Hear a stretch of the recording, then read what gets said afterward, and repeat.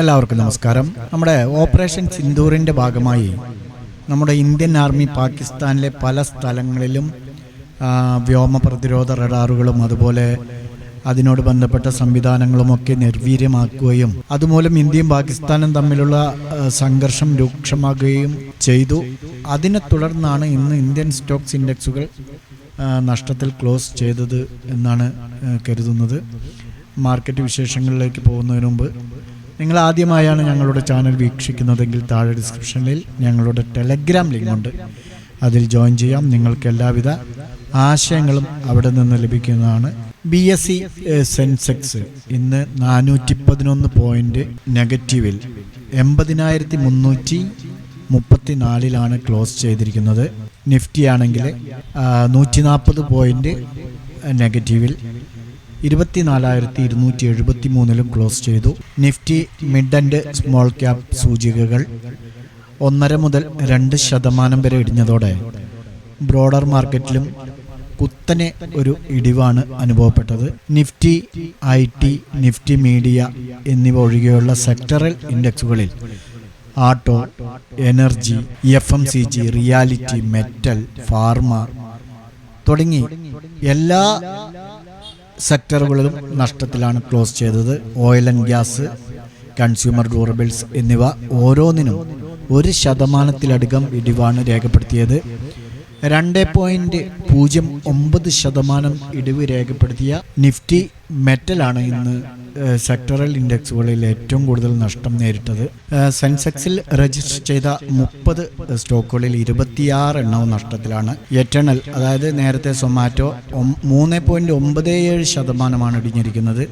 Mahindra and Mahindra, Bajaj finance, Maruti Suzuki, അതേപോലെ Tata steel എന്നിവ 2% മുതൽ 4% വരെയാണ് ഇടിവ് നേരിട്ടത്.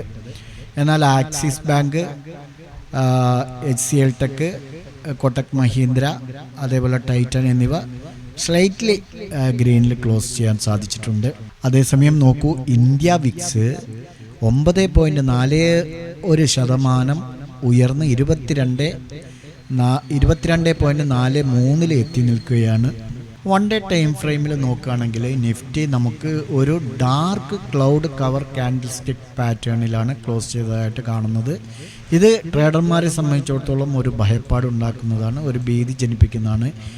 ഇതിനു മുമ്പ് നിഫ്റ്റി ഏകദേശം 24,550 അല്ലെങ്കിൽ 24,590 ആ റേഞ്ച് റെസിസ്റ്റൻസ് എടുത്ത് താഴത്തേക്ക് വന്നു.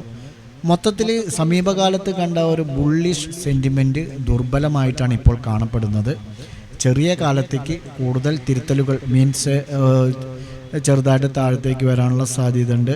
നെക്സ്റ്റ് ഒരു ഇമ്മീഡിയറ്റ് സപ്പോർട്ടായിട്ട് നമുക്ക് 23,950 അതിനും താഴേക്ക് ഈ ഒരു ഗ്യാപ്പ് ഫില്ല് ചെയ്യാൻ വേണ്ടി നിഫ്റ്റി വരികയാണെങ്കിൽ നെക്സ്റ്റ് ഒരു ഈ ഒരു റേഞ്ച് വരെ 23,450 വരെയൊക്കെ നിഫ്റ്റി വരാനുള്ള സാധ്യത വീണ്ടും നമുക്ക് കാണുന്നു. നിലവിലെ സാഹചര്യത്തിൽ ഇപ്പോൾ 24,550 24,550 റേഞ്ചിലുള്ള ഒരു റെസിസ്റ്റൻസ്, അതിന് താഴെ 24,400 എന്നുള്ള റെസിസ്റ്റൻസുമാണ് നിലനിൽക്കുന്നത്. ഇന്ത്യയും പാകിസ്ഥാനും തമ്മിലുള്ള വർദ്ധിച്ചു വരുന്ന സംഘർഷങ്ങൾ കാരണമായിരിക്കണം ഇന്ന് മാർക്കറ്റിൽ ഒരു പ്രോഫിറ്റ് ബുക്കിംഗ് നമുക്ക് കാണാൻ കഴിഞ്ഞത്. അതിർത്തി കടന്നുള്ള വിനിമയ നിരക്കുകൾ വർദ്ധിച്ചിരിക്കുകയാണ്. US ട്രേഡ് വാർ താരിഫുകൾ ഇപ്പോൾ പണപ്പെരുപ്പത്തിന് കാരണമാകുമെന്നും പറയുന്നുണ്ട്. അതുകൊണ്ട് തന്നെ അതുമൂലം തൊഴിലില്ലായ്മ വർദ്ധിക്കും എന്നൊക്കെയാണ് ഫെഡ് ആശങ്ക പ്രകടിപ്പിച്ചത്. അതിനാൽ തന്നെ ഫെഡ് പണനയ യോഗം വലിയ ഉറപ്പ് ഒന്നിലും നൽകിയിട്ടില്ല. ഇൻട്രസ്റ്റ് റേറ്റ് ഒന്നും കട്ട് ചെയ്തിട്ടുമില്ല. ഓക്കെ, കഴിഞ്ഞ ദിവസം നമുക്ക് വീഡിയോ ചെയ്യാൻ കഴിഞ്ഞിട്ടില്ല. അതുകൊണ്ട് തന്നെ നമുക്ക് ആ ഒരു മിനിഞ്ഞാന്ന് പറഞ്ഞ, അതായത് ഇന്നലെ ട്രേഡ് ചെയ്യാൻ പറഞ്ഞ ലെവലുകൾ നമ്മൾ നോക്കേണ്ട ആവശ്യമില്ല. നിഫ്റ്റി നമുക്ക് നാളെ ഏതെല്ലാം സപ്പോർട്ട് ആൻഡ് റെസിസ്റ്റൻസ് ലെവലുകൾ ഒന്ന് നോക്കാവുന്നതാണ്. നമുക്ക് സപ്പോർട്ടായിട്ട് നിലവിൽ ഇപ്പോൾ നിഫ്റ്റി ഈ ഒരു 24,151 നിൽക്കുന്നത്. നമുക്ക് ഈ ഒരു റേഞ്ചിൽ നെക്സ്റ്റ് നാളെ ഒരു സപ്പോർട്ട് വാച്ച് ചെയ്യാവുന്നതാണ്.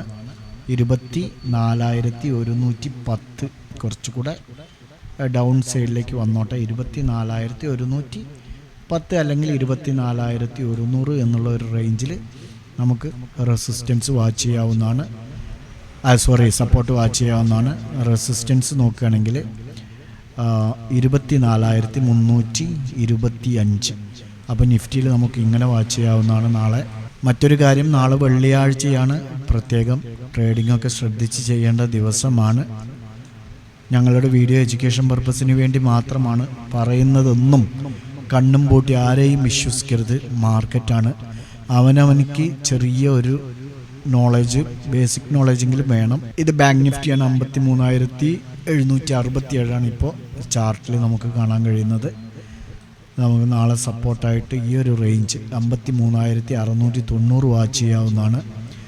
റെസിസ്റ്റൻസ് 54,675. ഓക്കെ, അപ്പോൾ ഈ ഒരു റേഞ്ചിൽ നമുക്ക് നാളെ ബാങ്ക് നിഫ്റ്റി വാച്ച് ചെയ്യാവുന്നതാണ്. സെൻസെക്സിലേക്ക് വരുമ്പോൾ നമുക്ക് സപ്പോർട്ടായിട്ട് നാളെ ഈ ഒരു ഏരിയ, ഈ ഒരു സോൺ നോക്കാവുന്നതാണ്. 79,780. ഓക്കെ, അതിനും താഴെയാണ് നാളെ ഓപ്പൺ ചെയ്യുന്നതെങ്കിൽ നമുക്ക് ഒരു നെക്സ്റ്റ് സപ്പോർട്ട് എന്ന് പറയുന്നത് ഈ ഒരു ഏരിയയാണ്. 79,545. ഓക്കെ, ഈ രണ്ട് ലൈനും, ഈ രണ്ട് സപ്പോർട്ട് ലൈനും നിങ്ങൾ വാച്ച് ചെയ്തോളൂ, മാർക്ക് ചെയ്തോളൂ. റെസിസ്റ്റൻസ് നമുക്ക് 80,580. ഓക്കെ, ഈ ലെവലുകൾ നാളെ സെൻസെക്സിൽ വാച്ച് ചെയ്യാം. നോക്കൂ, നമ്മുടെ ഇൻഡിക്കേറ്റർ, അതായത് ആൽഗോ ഇൻഡിക്കേറ്റർ നോക്കൂ.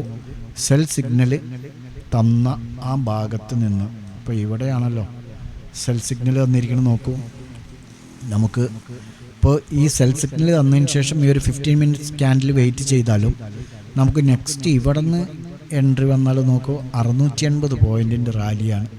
അതേപോലെ ഇവിടെ നോക്കൂ, ഈ സൈഡ് വേ സമയത്ത് തന്നെ നമുക്ക് ഇവിടെ ഒരു ബൈ സിഗ്നൽ ലഭിച്ചിട്ടുണ്ട്.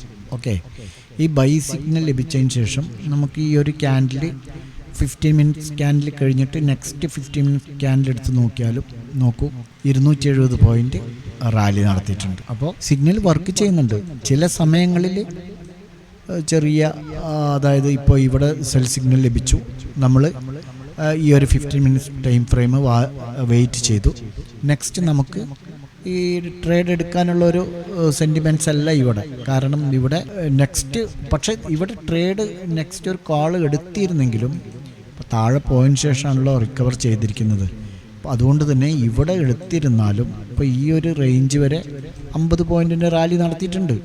ഓക്കെ, അപ്പോൾ 50 പോയിൻറ്റിൻ്റെ റാലി നടത്തിയതിന് ശേഷം മുകളിലേക്ക് വരികയാണെങ്കിൽ നമുക്ക് എക്സിറ്റ് അടിച്ച് മാറി നിൽക്കാമെന്നുള്ളൂ. 90-95% നമ്മുടെ ഈ ഒരു സിഗ്നൽ ആൽഗോ ഇൻഡിക്കേറ്റർ വർക്കൗട്ടാണ്. താല്പര്യമുള്ളവർക്ക് ബന്ധപ്പെടാം. ഓക്കെ, നാളെ നല്ലൊരു പ്രോഫിറ്റബിൾ ഡേ ആവട്ടെ എന്ന് ആശംസിക്കുകയാണ്. ഞങ്ങളുടെ വീഡിയോ എഡ്യൂക്കേഷൻ പർപ്പസിന് വേണ്ടി മാത്രമാണ്. മറ്റൊരു വീഡിയോയുമായി വീണ്ടും കാണാം. ബൈ.